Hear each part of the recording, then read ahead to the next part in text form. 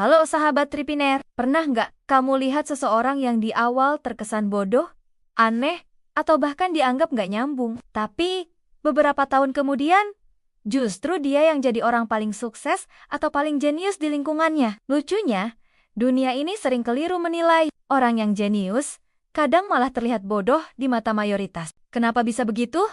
Hari ini kita akan bongkar rahasianya. Dan setelah kamu paham, kamu nggak akan lagi meremehkan orang hanya dari kesan pertamanya. Bagian satu paradoks kecerdasan orang jenius itu sering punya cara berpikir yang berbeda dari kebanyakan orang. Mereka nggak langsung mengikuti arus, mereka mempertanyakan arus itu sendiri. Akibatnya, ketika orang lain cepat menjawab pertanyaan dengan jawaban standar, si jenius malah terlihat ragu-ragu atau memberikan jawaban yang terdengar aneh. Albert Einstein pernah bilang, jika pada awalnya ide Anda tidak terdengar konyol, berarti tidak ada harapan untuk ide itu. Jadi, seringkali yang kita anggap bodoh, sebenarnya sedang memproses sesuatu yang jauh lebih kompleks. Bagian 2 efek Dunning-Kruger terbalik. Kamu mungkin pernah dengar efek Dunning-Kruger, orang yang sedikit tahu, malah percaya diri berlebihan. Sedangkan orang yang benar-benar pintar, justru meragukan diri. Nah, inilah alasan kenapa orang jenius kadang terlihat bodoh. Mereka tahu betapa luasnya pengetahuan di dunia, sehingga mereka sadar masih banyak yang belum mereka pahami. Sementara itu, orang yang pengetahuannya dangkal bisa terlihat pintar hanya karena terlalu yakin pada jawabannya. Bedanya, jenius berpikir jangka panjang, bukan sekadar terlihat pintar di depan umum. Bagian 3 berpikir di luar pola umum. Orang jenius sering melakukan pattern breaking, memecah pola pikir umum untuk menemukan solusi baru. Masalahnya, mayoritas orang merasa nyaman dengan pola lama. Jadi, ketika melihat seseorang yang menentang cara lama, mereka menganggapnya aneh atau bahkan bodoh.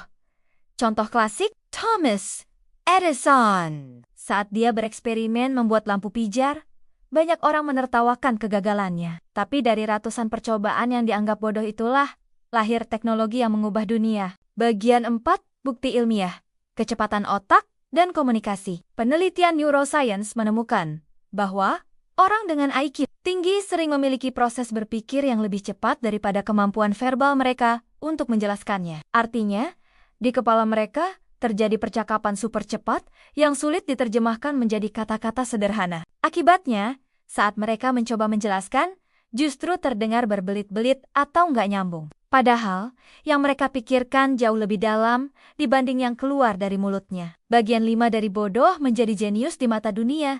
Sejarah dipenuhi dengan orang-orang yang awalnya diremehkan. Vincent van Gogh, yang semasa hidup dianggap gagal, kini karya-karyanya jadi mahakarya dunia. Steve Jobs, yang pernah dikeluarkan dari perusahaannya sendiri, lalu kembali membawa Apple ke puncak. Mereka semua pernah dicap tidak kompeten sebelum akhirnya diakui jenius. Sahabat Tripiner, dunia ini punya kebiasaan menilai terlalu cepat. Kita sering lupa bahwa ide-ide hebat biasanya lahir dalam bentuk yang membingungkan di awal. Jenius sejati bukan yang terlihat pintar di depan semua orang, tapi yang berani terlihat bodoh demi mengejar kebenaran. Jadi, kalau kamu pernah diremehkan, diabaikan, atau bahkan ditertawakan, jangan buru-buru menyerah. Bisa jadi kamu sedang ada di tahap yang sama dengan para jenius sebelum dunia sadar akan nilaimu. Nah, sahabat Tripiner, ingat, kadang yang dianggap bodoh hari ini adalah yang akan mengubah dunia besok.